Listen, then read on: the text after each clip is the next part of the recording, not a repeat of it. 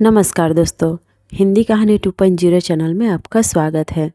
आज हम कहानियों की अगली कड़ी में मुंशी प्रेमचंद जी द्वारा लिखित कहानी कुसुम को सुनते हैं। लेकिन उससे पहले आप सभी लोग से एक विनम्र अनुरोध है कि अगर चैनल पर नए हैं तो चैनल को सब्सक्राइब जरूर कीजिएगा। कहानी अच्छी लगे तो लाइक शेयर कमेंट जरूर कीजिएगा। तो चलिए शुरू करते हैं कहानी कुसुम। साल भर की बात है, एक दिन शाम को हवा खाने जा रहा था कि महाशय नवीन से मुलाकात हो गई। मेरे पुराने दोस्त हैं, बड़े बेतकल्लुफ़ और मनचले। आगरे में मकान है, अच्छे कवि भी हैं। उनके कवि समाज में कई बार शरीक हो चुका हूँ। ऐसा कविता का उपासक मैंने आज तक नहीं देखा। पेशा तो वकालत, पर डूबे रहते हैं काव्य चिंतन में। आदमी जहीन है, मुकदमा सामने आया और उसकी तह तक पहुँच गए, इसलिए कभी कभी मुकदमे भी मिल जाते हैं। लेकिन कचहरी के बाहर अदालत या मुकदमे की चर्चा उनके लिए निषिद्ध है। अदालत की चार दीवारी के अंदर 4-5 घंटे वह वकील होते हैं। चार दीवारी के बाहर निकलते ही कवि हैं, सिर से पांव तक। जब देखिए कवि मंडल जमा है, कवि चर्चा हो रही है, रचनाएं सुन रहे हैं, मस्त होकर झूम रहे हैं। और अपनी रचना सुनाते समय तो उन पर एक तल्लीनता सा छा जाता है। कंठ स्वर भी इतना मधुर है कि उनके पद बाढ़ की तरह सीधे कलेजे में उतर जाते हैं। अध्यात्म में माधुर्य की सृष्टि करना, निर्गुण में सगुण की बहार दिखाना उनकी रचनाओं की विशेषता है। जब वह लखनऊ आते हैं, मुझे पहले सूचना दे दिया करते हैं। आज उन्हें अनायास लखनऊ में देखकर मुझे आश्चर्य हुआ। आप यहाँ कैसे? कुशल तो हैं? मुझे आने की सूचना तक न दी। बोले, भाईजान, एक जंजाल में फंस गया हूँ, आपको सूचित करने का समय ही नहीं मिला। फिर आपके घर को मैं अपना घर समझता हूँ। इस तकल्लुफ़ की क्या ज़रूरत है भला कि आप मेरे लिए कोई विशेष प्रबंध करें? मैं एक ज़रूरी मामले में आपको कष्ट देने आया हूँ। इस वक्त की सैर को स्थगित कीजिए और चलकर मेरी विपत्ति कथा सुनिए। मैंने घबराकर कहा, आपने तो मुझे चिंता में ही डाल दिया। आप और विपत्ति कथा, मेरे तो प्राण सूखे जाते हैं। घर चलिए, चित्त शांत हो तो सुनाऊं। बाल बच्चे तो अच्छी तरह हैं? हाँ हाँ, सब अच्छी तरह हैं, वैसी कोई बात नहीं है। तो चलिए, रेस्टोरेंट में कुछ जलपान तो कर लीजिए। नहीं भाई, इस वक्त मुझे जलपान नहीं सूझता। हम दोनों घर की ओर चले। घर पहुंचकर उनका हाथ मुँह धुलाया, शरबत पिलाया। इलायची पान खाकर उन्होंने अपनी विपत्ति कथा सुनानी शुरू की। कुसुम के विवाह में आप तो गए ही थे, उसके पहले भी आपने उसे देखा था। मेरा विचार है कि किसी सरल प्रकृति के युवक को आकर्षित करने के लिए जिन गुणों की ज़रूरत है वह सब उसमें मौजूद है। आपका क्या ख्याल है? मैंने तत्परता से कहा, मैं आपसे कहीं ज़्यादा कुसुम का प्रशंसक हूँ। ऐसी लज्जाशील, सुघड़, सलीकेदार और विनोदिनी बालिका मैंने दूसरी नहीं देखी। महाशय नवीन ने करुण स्वर में कहा, वही कुसुम आज अपने पति के निर्दय व्यवहार के कारण रो रो कर प्राण दे रही है। उसका गौना हुए 1 साल हो रहा है। इस बीच में वह 3 बार ससुराल गई, पर उसका पति उससे बोलता ही नहीं, उसकी सूरत से बेजार है। मैंने बहुत चाहा कि उसे बुलाकर दोनों में सफाई करा दूँ, मगर न आता है न मेरे प्रश्नों का उत्तर ही देता है। न जाने क्या गांठ पड़ गई है कि उसने इस बेदर्दी से आंखें फेर ली है। अब सुनता हूँ उसका दूसरा विवाह होने वाला है। कुसुम का बुरा हाल हो रहा है। आप शायद उसे देखकर पहचान भी न सकें। रात दिन रोने के सिवा दूसरा काम नहीं है। इससे आप हमारी परेशानी का अनुमान कर सकते हैं। जिंदगी की सारी अभिलाषाएं मिटी जाती हैं। हमें ईश्वर ने पुत्र न दिया, पर हम अपनी कुसुम को पाकर संतुष्ट थे और अपने भाग्य को धन्य समझते थे। उसे कितने लाड़ प्यार से पाला, कभी उसे फूल की छड़ी से भी न छुआ। उसकी शिक्षा दीक्षा में कोई बात उठा न रखी। उसने बीए नहीं पास किया, लेकिन विचारों की प्रौढ़ता और ज्ञान विस्तार में किसी ऊंचे दर्जे की शिक्षित महिला से कम नहीं। आपने उसके लेख देखे हैं? मेरा ख्याल है बहुत कम देवियां वैसे लेख लिख सकती हैं। समाज, धर्म, नीति सभी विषयों में उसके विचार बड़े परिष्कृत हैं। बहस करने में तो वह इतनी पटु है कि मुझे आश्चर्य होता है। गृह प्रबंध में भी कुशल इतनी है कि मेरे घर का प्रायः सारा प्रबंध उसी के हाथ में रहता था, किंतु पति की दृष्टि में वह पाँव की धूल के बराबर भी नहीं। बार बार पूछता हूँ, तूने उसे कुछ कह दिया है या क्या बात है? आखिर वह क्यों तुझसे इतना उदासीन है? इसके जवाब में रोकर यही कहती है, मुझसे तो उन्होंने कभी कोई बातचीत ही नहीं की। मेरा विचार है कि पहले ही दिन दोनों में कुछ मनमुटाव हो गया। वह कुसुम के पास आया होगा और उससे कुछ पूछा होगा। उसने मारे शर्म के जवाब न दिया होगा। संभव है उससे 2-4 बातें और भी की हो। कुसुम ने सिर न उठाया होगा। आप जानते ही हैं कि वह कितनी शर्मीली है। बस पतिदेव रूठ गए होंगे। मैं तो कल्पना ही नहीं कर सकता कि कुसुम जैसी बालिका से कोई पुरुष उदासीन रह सकता है। लेकिन दुर्भाग्य को कोई क्या करे। दुखिया ने पति के नाम कई पत्र लिखे, पर उस निर्दयी ने एक का भी जवाब न दिया। सारी चिट्ठियां लौटा दी। मेरी समझ में नहीं आता कि उस पाषाण हृदय को कैसे पिघलाऊं। मैं अब खुद तो उसे कुछ लिख नहीं सकता। आप ही कुसुम के प्राण की रक्षा करें, नहीं तो शीघ्र ही उसके जीवन का अंत हो जाएगा और उसके साथ हम दोनों प्राणी भी सिधार जाएंगे। उसकी व्यथा अब नहीं देखी जाती। नवीन जी की आंखें सजल हो गई। मुझे भी अत्यंत क्षोभ हुआ। उन्हें तसल्ली देता हुआ बोला, आप इतने दिनों इस चिंता में पड़े रहे, मुझसे पहले ही क्यों न कहा? मैं आज ही मुरादाबाद जाऊंगा और उस लौंडे की इतनी बुरी तरह खबर लूँगा कि वह भी याद करेगा। बच्चा को ज़बरदस्ती घसीट कर लाऊंगा और कुसुम के पैरों पर गिरा दूंगा। नवीन जी मेरे आत्मविश्वास पर मुस्कुरा कर बोले, आप उससे क्या कहेंगे? यह न पूछिए। वशीकरण के जितने मंत्र हैं उन सभी की परीक्षा करूंगा तो आप कदापि सफल न होंगे। वह इतना शीलवान, इतना विनम्र, इतना प्रसन्न मुख है, इतना मधुर भाषी कि आप वहाँ से उसके भक्त होकर लौटेंगे। वह नित्य आपके सामने हाथ बांधे खड़ा रहेगा। आपकी सारी कठोरता शांत हो जाएगी।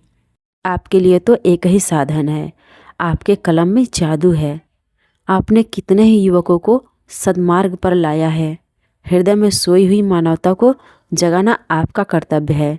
मैं चाहता हूँ आप कुसुम की ओर से ऐसा करुणाजनक, ऐसा दिल हिला देने वाला पत्र लिखें कि वह लज्जित हो जाए और उसकी प्रेम भावना सचेत हो उठे। मैं जीवन पर्यंत आपका आभारी रहूँगा। नवीन जी कवि ही तो ठहरे। इस तजवीज़ में वास्तविकता की अपेक्षा कवित्व की ही प्रधानता थी। आप मेरे कई गल्पों को पढ़कर रो पड़े हैं। इससे आपको विश्वास हो गया है कि मैं चतुर हूँ, सपेरे की भांति जिस दिल को चाहूँ नचा सकता हूँ। आपको यह मालूम नहीं कि सभी मनुष्य कवि नहीं होते और न एक से भावुक। जिन गल्पों को पढ़कर आप रोए हैं, उन्हीं गल्पों को पढ़कर कितने ही सज्जनों ने विरक्त होकर पुस्तक फेंक दी है। पर इन बातों का वह अवसर न था। वह समझते थे कि मैं अपना गला छुड़ाना चाहता हूँ। इसलिए मैंने सहृदयता से कहा, आपको बहुत दूर की सूझी और मैं इस प्रस्ताव से सहमत हूँ। और यद्यपि आपने मेरी करोड़ोत्पादक शक्ति का अनुमान करने में अत्युक्ति से काम लिया है, लेकिन मैं आपको निराश न करूँगा। मैं पत्र लिखूँगा और यथाशक्ति उस युवक की न्याय बुद्धि को जगाने की चेष्टा भी करूँगा। लेकिन आप अनुचित न समझे तो पहले मुझे वह पत्र दिखा दें जो कुसुम ने अपने पति के नाम लिखे थे। उसने पत्र तो लौटा ही दिए हैं, और यदि कुसुम ने उन्हें फाड़ नहीं डाला है तो उसके पास होंगे। उन पत्रों को देखने से मुझे ज्ञात हो जाएगा कि किन पहलुओं पर लिखने की गुंजाइश बाकी है। नवीन जी ने जेब से पत्रों का एक पुलिंदा निकालकर मेरे सामने रख दिया और बोले, मैं जानता था आप इन पत्रों को देखना चाहेंगे, इसलिए इन्हें साथ लेता आया। आप इन्हें शौक से पढ़ें। कुसुम जैसी मेरी लड़की है, वैसी ही आपकी भी लड़की है। आपसे क्या पर्दा। सुगंधित गुलाबी चिकने कागज पर बहुत ही सुंदर अक्षरों में लिखे जाने वाले उन पत्रों को मैंने पढ़ना शुरू किया। मेरे स्वामी, मुझे यहाँ आए 1 सप्ताह हो गया, लेकिन आंखें पल भर के लिए भी नहीं झपकी। सारी रात करवटें बदलते बीत जाती है। बार बार सोचती हूँ मुझसे ऐसा क्या अपराध हुआ कि आप मुझे यह सजा दे रहे हैं? आप मुझे झिड़कें, घुड़कें, कोसें, इच्छा हो तो मेरे कान भी पकड़े, मैं इन सभी सजाओं को सहर्ष सह लूँगी। लेकिन यह निष्ठुरता नहीं सही जाती। मैं आपके घर पर 1 सप्ताह रही। परमात्मा जानता है कि मेरे दिल में क्या क्या अरमान थे। मैंने कितनी बार चाहा कि आपसे कुछ पूछूं, आपसे अपने अपराधों को क्षमा कराऊं, लेकिन आप मेरी परछाई से भी दूर भागते थे। मुझे कोई अवसर न मिला। आपको याद होगा कि जब दोपहर को सारा घर सो जाता था तो मैं आपके कमरे में जाती थी और घंटों सिर झुकाए खड़ी रहती थी, पर आपने कभी आंख उठाकर न देखा। उस वक्त मेरे मन की क्या दशा होती थी, इसका कदाचित आप अनुमान नहीं कर सकेंगे। मेरी जैसी अभागिनी स्त्रियां इसका कुछ अंदाज कर सकती हैं। मैंने अपनी सहेलियों से उनकी सुहागरात की कथाएं सुन सुनकर अपनी कल्पनाओं में सुखों का जो स्वर्ग बनाया था, उसे आपने कितनी निर्दयता से नष्ट कर दिया। मैं आपसे पूछती हूँ, क्या आपके ऊपर मेरा कोई अधिकार नहीं है? अदालत भी किसी अपराधी को दंड देती है तो उस पर कोई न कोई अभियोग लगाती है, गवाहियाँ लेती है, उनका बयान सुनती है। आपने तो कुछ पूछा ही नहीं। मुझे अपनी खता मालूम हो जाती तो आगे के लिए सचेत हो जाती। आपके चरणों पर गिरकर कहती, मुझे क्षमा दान दो। मैं शपथ पूर्वक कहती हूँ, मुझे कुछ नहीं मालूम आप क्यों रुष्ट हो गए हैं। संभव है आपने अपनी पत्नी में जिन गुणों को देखने की कामना की हो वे मुझ में न हो। बेशक मैं अंग्रेजी नहीं पढ़ी, अंग्रेजी समाज के रीति रिवाज से परिचित नहीं, न अंग्रेजी खेल ही खेलना जानती हूँ। और भी कितनी ही त्रुटियाँ मुझ में होंगी। मैं जानती हूँ कि मैं आपके योग्य नहीं थी। आपको मुझसे कहीं अधिक रूपवती, गुणवती और बुद्धिमती स्त्री मिलनी चाहिए थी, लेकिन मेरे देवता, दंड अपराधों का मिलना चाहिए, त्रुटियों का नहीं। फिर मैं तो आपके इशारे पर चलने को तैयार हूँ। आप मेरी दिलजोई करिए, फिर देखिए मैं अपनी त्रुटियों को कितनी जल्द पूरा कर लेती हूँ। आपका प्रेम कटाक्ष मेरे रूप को प्रदीप्त, मेरी बुद्धि को तीव्र और मेरे भाग्य को बलवान कर देगा। वह विभूति पाकर मेरी कायाकल्प हो जाएगी। स्वामी, क्या आपने सोचा है आप यह क्रोध किस पर कर रहे हैं? वह अबला जो आपके चरणों पर पड़ी हुई आपसे क्षमादान मांग रही है, जो जन्म जन्मांतर के लिए आपकी चेरी है, क्या इस क्रोध को सहन कर सकती है? मेरा दिल बहुत कमज़ोर है। मुझे रुलाकर आपको पश्चाताप के सिवा और क्या हाथ आएगा? इस क्रोधाग्नि की एक चिंगारी मुझे भस्म कर देने के लिए काफ़ी है। अगर आपकी इच्छा यह है कि मैं मर जाऊं, तो मैं मरने के लिए तैयार हूँ। केवल आपका इशारा चाहती हूँ। अगर मरने से आपका चित्त प्रसन्न हो तो मैं बड़े हर्ष से अपने को आपके चरणों पर समर्पित कर दूंगी। मगर इतना कहे बिना नहीं रह जाता कि मुझ में 100 ऐब हों, पर एक गुण भी है। मुझे दावा है कि आपकी जितनी सेवा मैं कर सकती हूँ उतनी कोई दूसरी स्त्री नहीं कर सकती। आप विद्वान हैं, उदार हैं, मनोविज्ञान के पंडित हैं। आपकी लौंडी आपके सामने खड़ी दया की भीख मांग रही है, क्या उसे द्वार से ठुकरा दीजिएगा? आपकी अपराधिनी कुसुम यह पत्र पढ़कर मुझे रोमांच हुआ। यह बात मेरे लिए असह्य थी कि कोई स्त्री अपने पति की इतनी खुशामद करने पर मजबूर हो जाए। पुरुष अगर स्त्री से उदासीन रह सकता है तो स्त्री उसे क्यों नहीं ठुकरा सकती? वह दुष्ट समझता है कि विवाह ने एक स्त्री को उसका गुलाम बना दिया है। वह उस अबला पर जितना अत्याचार चाहे करे, कोई उसका हाथ नहीं पकड़ सकता, कोई छू भी नहीं कर सकता। पुरुष अपनी दूसरी, तीसरी, चौथी शादी कर सकता है। स्त्री से कोई संबंध न रखकर भी उस पर उसी कठोरता से शासन कर सकता है। वह जानता है कि स्त्री कुल मर्यादा के बंधनों में जकड़ी हुई है। उसे रो रो कर मर जाने के सिवा और कोई उपाय नहीं है। अगर उसे भय होता कि औरत भी उसकी ईंट का जवाब पत्थर से नहीं, ईंट से भी नहीं, केवल थप्पड़ से दे सकती है, तो उसे कभी इस बदमिजाजी का साहस न होता। बेचारी स्त्री कितनी विवश है। शायद मैं कुसुम की जगह होता तो इस निष्ठुरता का जवाब इसकी 10 गुनी कठोरता से देता, उसकी छाती पर मूंग दलता, संसार को हंसने की जरा भी चिंता न करता। समाज अबलाओं पर इतना जुल्म देख सकता है और चूं तक नहीं करता। उसके रोने या हंसने की मुझे जरा भी परवाह न होती।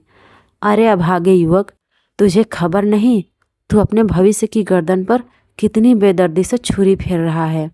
यह वह समय है जब पुरुष को अपने प्रणय भंडार से स्त्री के माता पिता, भाई बहन, सखियाँ, सहेलियाँ सभी के प्रेम की पूर्ति करनी पड़ती है।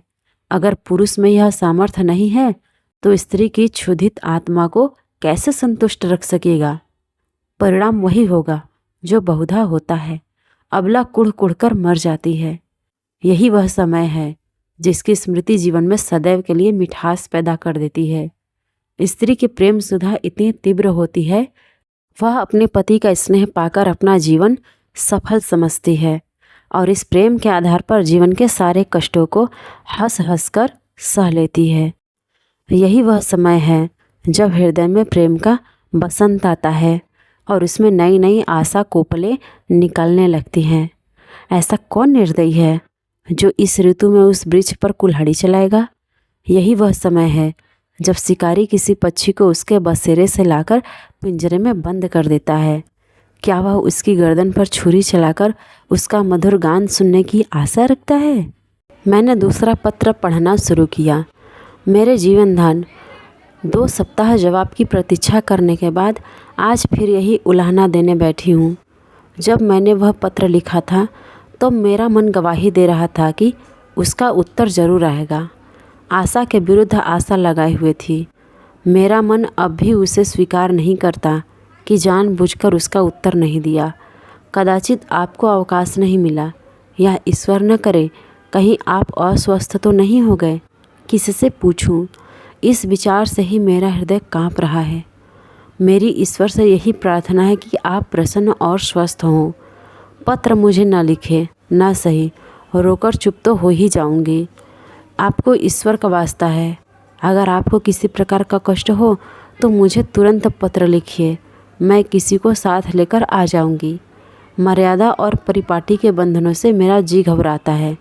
ऐसी दशा में भी यदि आप मुझे अपनी सेवा से वंचित रखते हैं तो आप मुझसे मेरा वह अधिकार छीन रहे हैं जो मेरे जीवन की सबसे मूल्यवान वस्तु है। मैं आपसे और कुछ नहीं मांगती। आप मुझे मोटे से मोटा खिलाइए, मोटे से मोटा पहनाइए, मुझे जरा भी शिकायत न होगी। मैं बस आपके साथ घोर से घोर विपत्ति में भी प्रसन्न रह सकती हूँ। मुझे आभूषणों की लालसा नहीं, महल में रहने की लालसा नहीं, सैर तमाशे की लालसा नहीं, धन बटोरने की लालसा नहीं। मेरे जीवन का उद्देश्य केवल आपकी सेवा करना है, यही उसका ध्येय है। मेरे लिए दुनिया में कोई देवता नहीं, कोई गुरु नहीं, कोई हाकिम नहीं।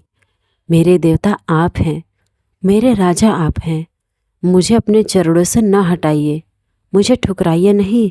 मैं सेवा और प्रेम के फूल के लिए कर्तव्य और व्रत की भेंट अंचल में सजाए आपकी सेवा में आई हूँ।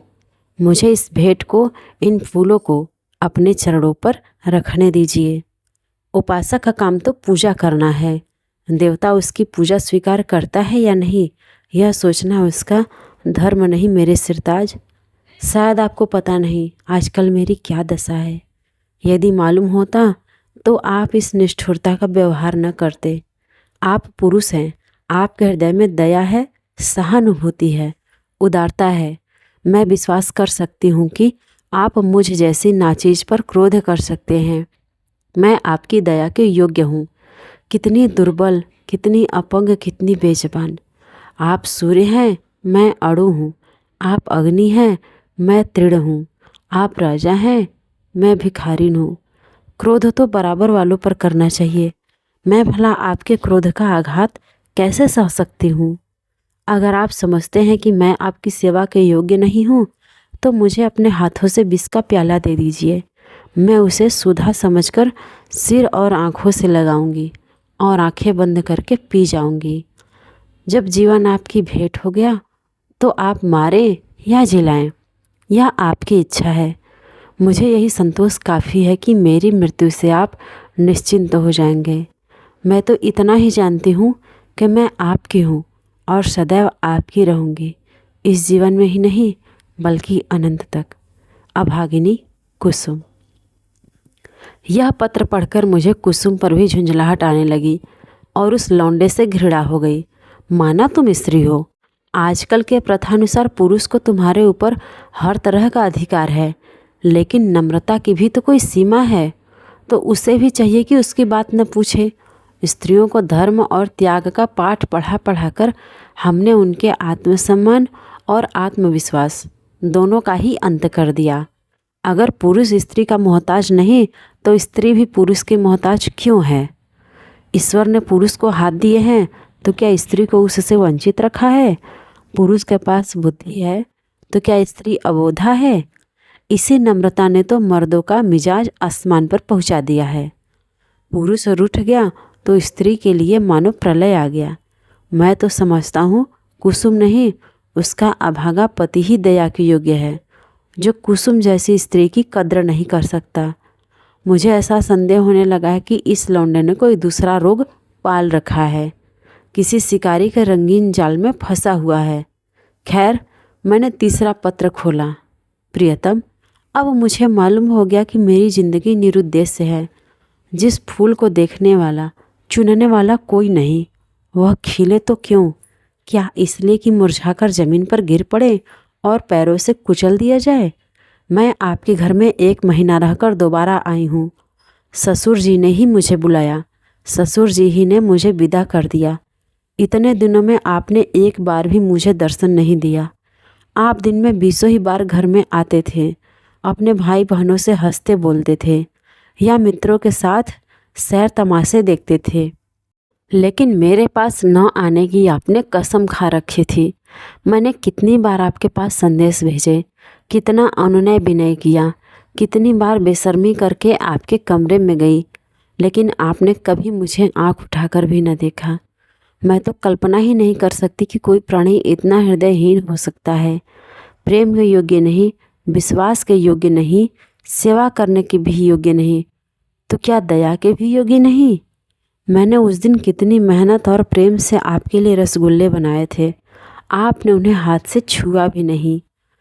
जब आप मुझसे इतने विरक्त हैं तो मेरी समझ में नहीं आता कि जीकर क्या करूं। न जाने यह कौन सी आशा है जो मुझे जीवित रखे हुए है। क्या अंधेर है कि आप सजा तो देते हैं पर अपराध नहीं बतलाते? यह कौन सी नीति है? इस 1 मास में मैंने मुश्किल से 10 दिन आपके घर में भोजन किया होगा। मैं इतनी कमज़ोर हो गई हूँ कि चलती हूँ तो आँखों के सामने अंधेरा छा जाता है, आँखों में जैसे ज्योति ही नहीं रही, हृदय में मानो रक्त का संचालन ही नहीं रहा। खैर, सता लीजिए जितना जी चाहे, इस अनीति का अंत भी एक दिन हो ही जाएगा। अब तो मृत्यु ही पर सारी आशाएं टिकी हुई हैं। अब मुझे प्रतीत हो रहा है कि मेरे मरने की खबर पाकर आप उछलेंगे और हल्की सांस लेंगे। आपकी आंखों से आंसू की एक बूंद भी नहीं गिरेगी। पर यह आपका दोष नहीं है, मेरा दुर्भाग्य है। उस जन्म में मैंने कोई बहुत बड़ा पाप किया था। मैं चाहती हूँ मैं भी आपकी परवाह न करूँ, आप ही की भांति आपसे आंखें फेर लूँ, मुँह फेर लूँ, दिल भी फेर लूँ, लेकिन न जाने क्यों मुझ में वह शक्ति नहीं है। क्या लता वृक्ष की भांति खड़ी नहीं रह सकती है? वृक्ष के लिए किसी सहारे की जरूरत नहीं, लता वह शक्ति कहाँ से लाए? वह तो वृक्ष से लिपटने के लिए पैदा की गई है। उसे वृक्ष से अलग कर दो तो वह सूख जाएगी। मैं आपसे पृथक अपने अस्तित्व की कल्पना ही नहीं कर सकती। मेरे जीवन की हर एक गति, प्रत्येक विचार, प्रत्येक कामना में आप मौजूद होते हैं। मेरा जीवन वह वृत्त है जिसके केंद्र आप हैं। मैं वह हार हूँ जिसके प्रत्येक फूल में आप धागे की भांति घुसे हैं। उस धागे के बगैर हार के फूल बिखर जाएंगे और धूल में मिल जाएंगे। मेरी एक सहेली है सन्नो, उसका इस साल पाणी ग्रहण हो गया है। उसका पति जब ससुराल आता है, सन्नो के पांव जमीन पर नहीं पड़ते। दिन भर में न जाने कितने रूप बदलती है, मुख कमल की तरह खिल जाता है, उल्लास संभाले नहीं संभलता, उसे बिखेरती लुटाती चलती है, हम जैसे अभागों के लिए। जब आकर मेरे गले से लिपट जाती है तो हर्ष और उन्माद की वर्षा से जैसे मैं लथपथ हो जाती हूँ। दोनों अनुराग से मतवाले हो रहे हैं। उनके पास धन नहीं है, जायदाद नहीं है, मगर अपनी दरिद्रता में ही मगन है। इस अखंड प्रेम का एक क्षण उसकी तुलना में संसार की कौन सी वस्तु रखी जा सकती है। मैं जानती हूँ यह रंगरेलियाँ और बेफिक्रियाँ बहुत दिन न रहेंगी। जीवन की चिंताएं और दुराशाएं उन्हें भी परास्त कर देंगे, लेकिन ये मधुर स्मृतियाँ संचित धन की भांति उन्हें अंत तक सहारा देती रहेगी। प्रेम में भीगी हुई सूखी रोटियाँ, प्रेम में रंगे हुए मोटे कपड़े और प्रेम के प्रकाश में आलोकित छोटी सी कोठरी, अपनी इस विपन्नता में भी वह स्वाद, वह शोभा और वह विश्राम रखती है जो शायद देवताओं को स्वर्ग में भी नसीब नहीं। जब सन्नो का पति अपने घर चला जाता है तो वह दुखिया किस तरह फूट फूट कर रोती है। मेरा हृदय गदगद हो जाता है। उसके पत्र आ जाते हैं तो मानो उसे कोई विभूति मिल जाती है। उसके रोने में भी, उसकी विफलताओं में भी, उसके उपालंभों में भी एक स्वाद है, एक रस है। उसके आंसू व्यग्रता और विह्वलता के हैं, मेरे आंसू निराशा और दुख के। उसकी व्याकुलता में प्रतीक्षा और उल्लास है, मेरी व्याकुलता में दैन्य और परवशता। उसके उपालंभ में अधिकार और ममता है, मेरे उपालंभ में भग्नता और रुदन। पत्र लंबा हुआ जाता है और दिल का बोझ हल्का नहीं होता। भयंकर गर्मी पड़ रही है। दादा मुझे मसूरी ले जाने का विचार कर रहे हैं। मेरी दुर्बलता से उन्हें टीबी का संदेह हो रहा है। वह नहीं जानते कि मेरे लिए मसूरी नहीं, स्वर्ग भी काल कोठरी है। अभागिन कुसुम। मेरे पत्थर के देवता, कल मसूरी से लौट आई। लोग कहते हैं बड़ा स्वास्थ्यवर्धक और रमणीक स्थान है। होगा, मैं तो एक भी दिन कमरे से नहीं निकली। भग्न हृदयों के लिए संसार सूना है। मैंने रात एक बड़े मज़े का सपना देखा। बतलाऊं? पर क्या फ़ायदा। न जाने क्यों मैं अब भी मौत से डरती हूँ। आशा का कच्चा धागा मुझे अब भी जीवन से बांधे हुए है। जीवन उद्यान के द्वार पर जाकर बिना सैर किए लौट आना कितना हसरतनाक है। अंदर क्या सुषमा है, क्या आनंद है। मेरे लिए वह द्वार ही बंद है। कितनी अभिलाषाओं से बिहार का आनंद उठाने चली थी, कितनी तैयारियों से, पर मेरे पहुँचते ही द्वार बंद हो गया है। अच्छा बतलाओ, मैं मर जाऊंगी तो मेरी लाश पर आंसू की 2 बूंदें गिराओगे? जिसकी जिंदगी भर की जिम्मेदारी ली थी तुमने, जिसकी सदैव के लिए बाह पकड़ी थी, क्या उसके साथ इतनी भी उदारता न करोगे? मरने वालों के अपराध सभी क्षमा करते हैं, तुम भी क्षमा कर देना। आकर मेरे शव को अपने हाथों से नहलाना, अपने हाथ से सुहाग के सिंदूर लगाना, अपने हाथ से सुहाग की चूड़ियाँ पहनाना, अपने हाथ से मेरे मुंह में गंगा जल डालना, 2-4 पग कंधा दे देना। बस मेरी आत्मा संतुष्ट हो जाएगी और तुम्हें आशीर्वाद देगी। मैं वचन देती हूँ कि मालिक के दरबार में तुम्हारा यश गाऊंगी। क्या यह भी महंगा सौदा है? इतने से शिष्टाचार से तुम अपनी सारी जिम्मेदारियों से मुक्त हो जाते हो। आह, मुझे विश्वास होता कि तुम इतना शिष्टाचार करोगे तो मैं कितनी खुशी से मौत का स्वागत करती। लेकिन मैं तुम्हारे साथ अन्याय न करूँगी। तुम कितने ही निष्ठुर हो, इतने निर्दयी तो नहीं हो सकते। मैं जानती हूँ तुम यह समाचार पाते ही आओगे और शायद एक क्षण के लिए मेरी शोक मृत्यु पर तुम्हारी आंखें रो पड़े। कहीं मैं अपने जीवन में वह शुभ अवसर देख सकती। अच्छा, क्या मैं एक प्रश्न पूछ सकती हूँ? नाराज न होना। क्या मेरी जगह किसी और सौभाग्यवती ने ले ली है? अगर ऐसा है तो बधाई। जरा उसका चित्र मेरे पास भेज देना। मैं उसकी पूजा करूँगी, उसके चरणों पर शीश नवाऊंगी। मैं जिस देवता को प्रसन्न न कर सकी, उसी देवता से उसने वरदान प्राप्त कर लिया। ऐसी सौभागिनी के तो चरण धो धोकर पीना चाहिए। मेरी हार्दिक इच्छा है कि तुम उसके साथ सुखी रहो। यदि मैं उस देवी की कुछ सेवा कर सकती, अपराध न सही, परोक्ष रूप से ही तुम्हारे कुछ काम आ सकती। अब मुझे केवल उसका शुभ नाम और स्थान बता दो। मैं सिर के बल दौड़ी हुई उसके पास जाऊंगी और कहूँगी, देवी, तुम्हारी लौंडी हूँ, इसलिए कि तुम मेरे स्वामी की प्रेमिका हो। मुझे अपने चरणों में शरण दो। मैं तुम्हारे लिए फूलों की सेज बिछाऊंगी, तुम्हारी मांग मोतियों से भरूंगी, तुम्हारी एड़ियों में महावर रचाऊंगी। यह मेरी जीवन की साधना होगी। यह न समझना कि मैं जलूंगी या कुढ़ूंगी। जलन तब होती है जब कोई मुझसे मेरी वस्तु छीन रहा हो। जिस वस्तु को अपना समझने का मुझे कभी सौभाग्य न हुआ, उसके लिए मुझे जलन क्यों हो। अभी बहुत कुछ लिखना था, लेकिन डॉक्टर साहब आ गए हैं। बेचारा हृदय दाह को टीबी समझ रहा है। दुख की सताई हुई तुम्हारी कुसुम। इन दोनों पत्रों ने धैर्य का प्याला भर दिया। मैं बहुत ही आवेशहीन आदमी हूँ। भावुकता मुझे छू भी नहीं गई। अधिकांश कलाविदों की भांति मैं भी शब्दों से आंदोलित नहीं होता। क्या वस्तु दिल से निकलती है? क्या वस्तु केवल मर्मों को स्पर्श करने के लिए लिखी गई है? यह भेद बहुधा मेरे साहित्यिक आनंद में बाधक हो जाता है। लेकिन इन पत्रों ने मुझे आपे से बाहर कर दिया। एक स्थान पर तो सचमुच मेरी आंखें भर आई। यह भावना कितनी वेदनापूर्ण थी कि वही बालिका जिस पर माता पिता प्राण छिड़कते रहते थे, विवाह होते ही इतनी विपदग्रस्त हो जाए। विवाह क्या हुआ, मानो उसकी चिता बनी या उसकी मौत का परवाना लिखा गया।